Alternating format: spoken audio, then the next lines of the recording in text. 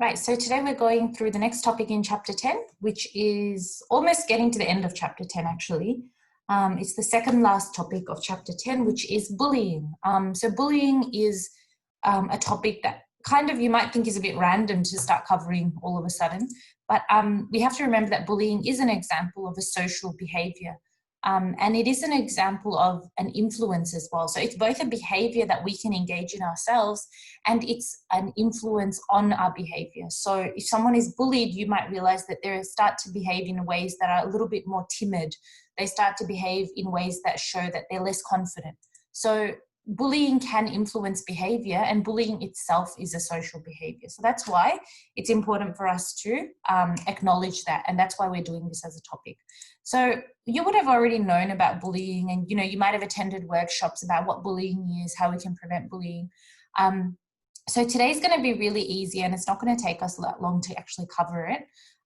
But first of all, we need to know that there are 4 types of bullying. So we've got verbal bullying, we've got social bullying, we've got cyberbullying, and we've got physical bullying. So these are our 4 main types of bullying that we are going to be defining and looking at today. So before we actually look at those 4 types of bullying, we have to define bullying from the psych point of view. So that means basically that, we always have psych definitions where we use keywords in those definitions. So similarly, we've got a psychological definition for bullying. So the psychological definition for bullying is that bullying is when an individual can bully another individual, or a group can bully an individual, okay? So it's when an individual or group who supposedly has more power, okay, that's the main idea behind bullying, that this individual or group has more power repeatedly, so not just a one-time instance, it's repeatedly, again and again, and intentionally, with the intent to cause some kind of harm or some kind of a, negative feeling for the other person they're bullying, causes hurt or harm to another person or group who feel helpless to respond. So you've always got a power dynamic. Bullying can't happen without a power dynamic. So you do have one group or one individual who has more power than another individual. And remember, we talked about the fact that power is a social construct, in the sense that we don't decide who has power as a unanimous group. We just usually, that's how we judge that person, or that's how we judge that group, okay? And power is not something that every single person will view in the same way. So I might view a certain group as being quite powerful, but another person might be like, they're not powerful, they're just up themselves, they're just always being mean to other people. So how we influence or how we view other people with power depends on our own individual status and our own individual judgment of them, okay? And if we are going to feel helpless when they bully us, well, then we do give them that power to continue doing it again and again. Now, it's important for us to remember that bullying is not a single episode of social rejection or dislike. So in other words, if someone doesn't invite you to go somewhere, or if someone doesn't, if someone says, oh, I don't like that dress, it looks kind of ugly on you or something, and it's just a single instance or a single incident, that's not bullying, because bullying is something that occurs repeatedly and constantly over time. Again, bullying is not a single episode of nastiness or spite. Bullying is not a random act of aggression or intimidation. So if some guy who's drunk on the street just randomly bashes some other guy because he's drunk, that's not bullying, because that guy's not in his right mind, and that's a random act. It's not pre-calculated, and it's not like done with the intent to harm that person, okay? And obviously bullying is not mutual arguments, disagreements, or fights where both parties are involved. So if I'm having an argument with my friend and we're both arguing about the same thing and we're kind of on the same level in that argument, that's not bullying, because you don't have the power dynamic there where one person has more power over another person. So that's why these 4 things that we've just discussed are not examples of bullying. Okay, so the main things you need to know, we'll just run through that again. The main things you need to know about bullying, it's when an individual or group who has more power repeatedly and intentionally cause hurt or harm. And sometimes bullies actually plan what they will do to hurt or harm another person. So it's like premeditated in a way. Okay, and the other person or group that they're bullying actually tend to feel helpless when they are bullied. They don't feel like they can fight back. They don't feel like they can get help or they can save themselves from that situation. So those are the main components of the bullying definition. Alrighty, so looking at the different types of bullying now. So these are pretty straightforward. Physical bullying, we know physical bullying involves some kind of a physical contact, okay? So usually it involves some kind of physical injury getting sustained. So we're talking about like hitting a person, kicking a person, tripping, punching, pinching, pushing, all those kinds of stuff, things. Physical bullying can also be like damaging property. So for example, if you're bullying a person, and you decide that, oh, they just bought a new iPad, let me just take it off their table and smash it on the floor. That is also an example of physical bullying, because you are getting into physical contact with either them or their belongings. Okay, so that's physical bullying.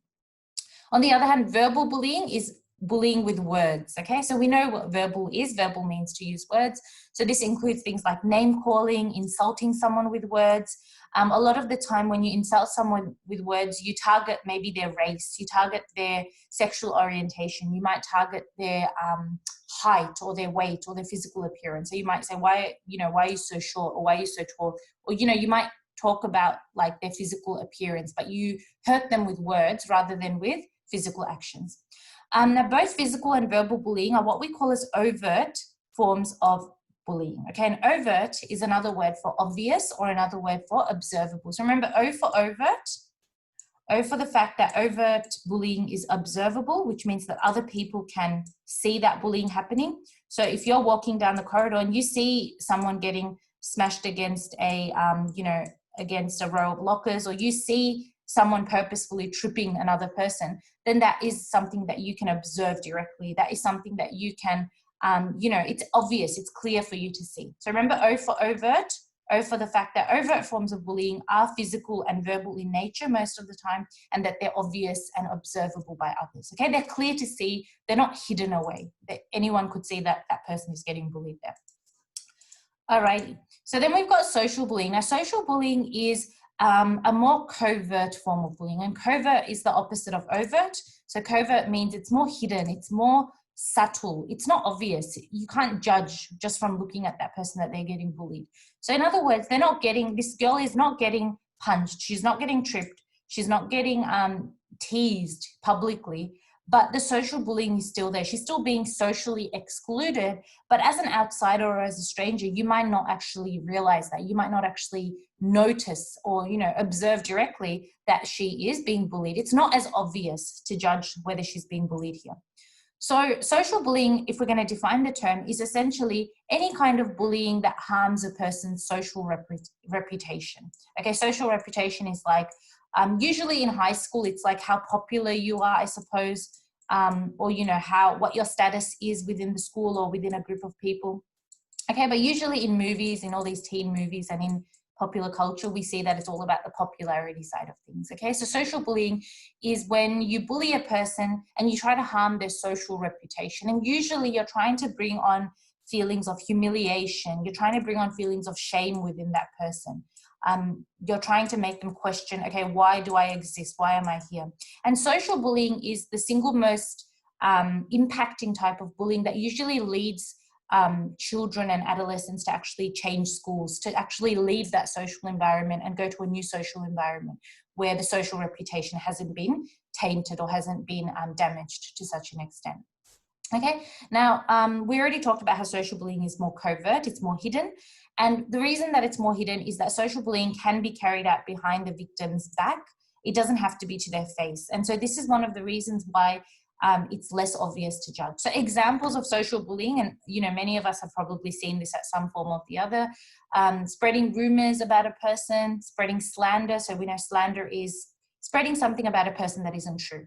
Playing nasty jokes or pranks on a person, telling others to exclude someone from the activities. Mimicking someone and giving menacing or contemptuous facial or physical gestures. So kind of like greasing someone off, but not in front of others where it's obvious, but kind of like on the side. Okay, excluding someone from activities means that like if someone is planning like a big party or a big event, other people try to convince the main host to say, don't invite this person. This person is, not someone we should invite. So that's what social bullying is. It's less obvious and it's less easy to detect compared to physical and verbal bullying. And that's why in most schools and in most settings, whether it's school, whether it's a workplace, social bullying is a lot harder to pick up, and it tends to go on for a longer period of time because usually people around that individual can't notice that it's happening. Okay, so that's social bullying. The next type of bullying that we're looking at is cyberbullying. Now, cyberbullying, you guys have probably had so many seminars and workshops on this since like year 7. Cyberbullying is a really big issue, especially with the current generation of children and adolescents. And cyberbullying is bullying that's carried out using digital technologies. It's not just your phone. It could be your computer, your laptop, your tablet, could be social media, could be just simply texting, the good old fashioned way of texting, SMS. It could be through websites. It could be through other online platforms or other online forums as well. Okay, so it's not just, singled out to just your phone, your mobile phone, but it is any kind of digital technology or digital media. And we are going to learn more about digital technologies and digital medias in the next topic. But anyway, cyberbullying can happen at any time. And this is the problem, that cyberbullying has become a really big issue because the bullying doesn't just stop at school. It doesn't just stop at work. It doesn't just stop at that particular place where you see the person who's bullying you. It actually starts to follow you everywhere. And you start to bring that bullying home. You've got a digital technology, your bullying is there in front of you. And it continues to happen even after a person has left the usual environment in which they are bullied. So cyberbullying can involve sharing images. So if you've sent an image to a person that's of a private nature, maybe a little funny photo, that person might later share that on a public forum, okay? And that might be embarrassing for you. Texting or emailing threats and insults. So sharing someone's secret information online. And the problem with texting or emailing threats and insults is that when cyberbullies actually text an insult or text something really mean to the victim of the bullying, they never use their real names. And obviously they don't use their real names because they're leaving an electronic trail there. They can be tracked. So they usually write fake names, or they just write that they're an anonymous person. So that's another problem with cyberbullying. It's very difficult to track who is actually being the cyberbully. Okay, we all know that cyberbullying is also made easy because people can just create fake profiles on Facebook or on other social media platforms as well. Okay, so essentially that is what cyberbullying is, and we've seen many news reports in the past about kids who have committed suicide because of cyberbullying, okay, because they're not able to prove sometimes who did this, okay, they're not able to track who sent the message originally. So that's what cyberbullying is about. It's about bullying through digital technologies and digital medias. So what's the difference between cyberbullying versus bullying in person? Well, cyberbullying is more invasive. Invasive means it gets more into your privacy, okay? It doesn't allow you to escape. It invades your privacy. It invades your safe space. If you were normally bullied in school and you go home, and home is supposed to be your safe space, your bedroom is supposed to be the area in which you feel safe and secure. Now you've got your laptop there, you've got your tablet there, everything that you can possibly, that cyberbullies possibly target is there in front of you. So essentially, it means more suffering for the victim. Cyberbullying can have a wider audience, and this is another thing that really exacerbates those feelings of humiliation and shame and embarrassment in people who are cyberbullied. So if something is posted on Facebook or Instagram or whatever and made public, everyone in that particular person's social network can see it. And so it becomes not just a one-to-one thing, but like the bully kind of, communicating this mean information about that person to like many, many, many people within that network. Okay, so that's what wider audience means. And cyberbullying allows the bully to be anonymous. We just talked about this in the previous slide, that you can't track who that particular person is. And so that means that any immediate follow-up, any immediate intervention, punishment or consequences are delayed because the teachers or the coordinators or the human resource manager, if it's in a workplace, is trying to track who is this particular person. And we know how complex the internet can be, that it's very hard to track. If you are anonymous, it's hard to track where it came from. And, there's a lot of IT and technical complexities around doing that. So those are the three main differences between cyberbullying versus bullying in person. You don't need to know all of them, maybe just know at least like 2. So you've got 3 on this slide, just know any 2. All right, so then we're looking at the effects of bullying. So this again is really, really like common sense, really straightforward. Again, just know maybe at least 3 from this slide. So people who are bullied, what is going to be the effect on their mental health or on their well-being? Essentially, students who are bullied are likely to feel unsafe, they're likely to feel suspicious of others. So if someone does something nice for them, they might be like, okay, what's the hidden agenda? And later on, people who are bullied a lot in childhood or adolescence develop major trust issues when getting into new friendships or getting into new relationships. They feel disconnected from school, and they're likely to take many days off school, which means that they're obviously going to fall behind in their schoolwork, and their academic performance is obviously going to drop as well. Children who are bullied or students who are bullied tend to feel lonely, they tend to feel isolated, okay, and they tend to not experience good friendships in general. Again, we talked about increased absenteeism from school or work. People who are bullied, and the reason that they continue to be bullied is that they feel powerless to act. They feel afraid. They feel hopeless. People who are bullied are likely to feel guilty at themselves for not defending themselves. They might be like, why are you such a wimp? Why are you so weak? Why are you so lacking in courage that you can't actually stand up against that bully? So it starts to become a cycle of kind of like self-hate and self-loathing, which is obviously really bad for that person's mental health. They start to get, again, depressed and anxious about their future. So especially when you're in a situation where you can't leave that environment. So let's say you're in school and you can't just move to a new school. It's way too far into the year, or you're in your final year of schooling. You can't just pack up and move schools. It's not as easy as of a solution as you might think. People who are bullied, also, to try to escape the negative feelings of being bullied, they tend to smoke. They're going to be more likely to use alcohol or other drugs to escape, okay, that depressing reality. And obviously difficulty concentrating in school, and a lack of general security and stability. So they don't feel secure. They don't feel like their life is stable. They don't feel like they're in control of their life. They feel like other people are the kind of writers of what happens in their lives, and that they're kind of just standing from the outside looking in, like they don't have that control over their life anymore. So those are the effects of bullying. So again, just know at least any three points from this particular slide.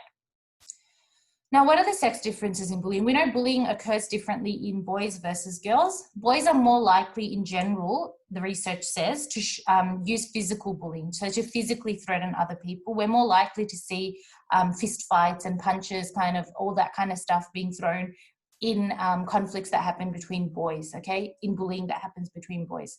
This doesn't mean boys are not likely to use verbal bullying, but verbal bullying is more of a thing that then leads to the physical bullying. It's not an actual thing that continues in and of itself. Whereas for girls are more likely to use verbal bullying a lot more extensively than boys, as well as social bullying, okay? And we've seen this being covered in a lot of movies like Mean Girls, where, you know, spreading of rumors is quite prevalent amongst girls compared to boys. Okay, that's just what the research says. Now, there is research that also indicates that girls can be physically aggressive, but rather than breaking out in a fight in the middle of the yard, where then teachers can see that or coordinators can see that, girls may be more likely to hide this from adults. So the physical bullying is not as aggressive as when boys engage in physical bullying. That's just what that means. So two Australian psychologists named Rigby and Bagshaw, they actually conducted a study and tried to understand why is it that girls engage more in verbal and social bullying compared to boys. And they found that girls actually tend to value their social relationships more highly than boys. If you look at social interactions in boys versus girls, you realize that girls tend to like to talk about things a lot more. They value that understanding of how important it is to have a group. And so they understand that if they want to bully someone, or they want to make someone feel bad, the best way to do it is by targeting the social group that person is a part of, or detaching that person from the social group that they're a part of. And they know how destructive and hurtful it can be, so they start to resort to social bullying more than physical bullying. So those are the main differences between boys and girls when it comes to bullying in general and the different types of bullying. All right, so the last thing that we're looking at for today is the perspectives on bullying. So we've got three main perspectives, and we've basically that explain how bullying occurs. The first one is the individual perspective, then the social ecological perspective, and the systemic perspective. So as the name suggests, the individual perspective views bullying as an individual psychological and behavioral problem, which means that the bully, the person who does the bullying, has some kind of a personality issue, has some kind of a behavioral issue, has some kind of a past that just predisposes them to bullying others. Maybe they've got troubles, maybe they've just got a troubled personality. Okay, it's about the individual bully and why they bully or why they engage in that behavior. The social ecological perspective, again, it's outside the individual. So as this diagram shows us, this is outside the individual. So the social ecological perspective views bullying as an interpersonal relationship. Okay, so obviously we're talking about, it's not just the individual, but how they function in society and the kind of power relations that they are exposed to. So the social ecological perspective basically looks at the social environment and how that bully gains power within that social environment. Because remember, the bully can't do much if other people don't view them as powerful or other people don't view them as threatening. So that is the social ecological perspective, the relationship between the actual individual and the power that they have. And obviously the power that they have is judged by the group, okay, by how the group judges them. The last one is the systemic perspective. Now, the systemic perspective views bullying as a problem that is not just relating to just the individual or just a group of people around that person, but as a system-wide problem. So as a problem that needs to be targeted within schools, within cultures, within communities, and within societies as a whole. And the systemic perspective suggests that if we are to get anywhere in terms of targeting bullying, we have to take a whole school approach or a whole work approach, okay? And this is why a lot of you from the beginning of secondary school, you've been exposed to media on bullying. You've been asked to attend cyberbullying workshops, okay? You've been asked to have assemblies where they talk to you about bullying, because there's no point of just targeting that one bully. We have to target everyone, because we never know at any point, anyone can become a bully at any point of their lives if they feel like they have that power over another person or over another group of people. So systemic perspective is addressing the whole community. It's addressing the whole group or the whole environment, rather than just a single person who's the bully or the few people that are around that bully. Okay, so those are the three main perspectives around bullying. And the last slide is the causes of bullying. Again, this is really common sense, but I just want you guys to know at least two individual reasons, two reasons with reference to the social ecological perspective and two with reference to the systemic perspective. So the individual perspective suggests that, again, like I said before, bullying might happen because of the individual. The individual bully might have a natural personality type towards being quite socially dominant, quite like controlling over others. Okay, they might have certain tendencies like not understanding what is proper social behavior. They might not be at a correct trajectory of development for their age. So they might be underdeveloped in terms of their social knowledge and their emotional knowledge. And so bullying is just a response to that. Okay, so that's some of the reasons according to the individual perspective. According to the social ecological perspective, bullying happens because of peer pressure. It happens because of social dynamics of power and status that occur between students, because of community norms, because of beliefs, because of social messages, all that kind of stuff. And the systemic perspective on bullying suggests that bullying happens because of institutional assumptions. Okay, a lot of the time, especially maybe 10, 20 years back in the schooling system, bullying was seen as an issue that could solve itself. Oh, kids will, these kids are in an age where they do bully, they'll eventually grow out of it. That's what people used to think. And the same was relevant for the workplace, that, these adults, they'll just bicker now and then, but they'll eventually get over it. So it's important to understand that unless we address these institutional and cultural assumptions about bullying, we can't really address the major problem. So it's about, again, addressing an entire, it's the whole school or the whole work perspective, not just the individual, but trying to deal with bullying as an entire organization, okay? Changing the system to change how bullying occurs. That's what systemic perspective is. Alrighty, so that's about it, I think, for today. Let me just tell you what activities you have to do, and then we can finish up. So today the learning activities are 10.31 if you have the new textbook. If you've got the old textbook, the questions are a little bit funny, so just do questions 1, 3, and 1, 3, and 5. Okay, don't worry about questions 2 and 5 here. I don't know why that comes up. That's another topic. Okay, so just questions 1, 3, and 5. Now, depending on which book you have, it'll be either 10.31 or 10.32.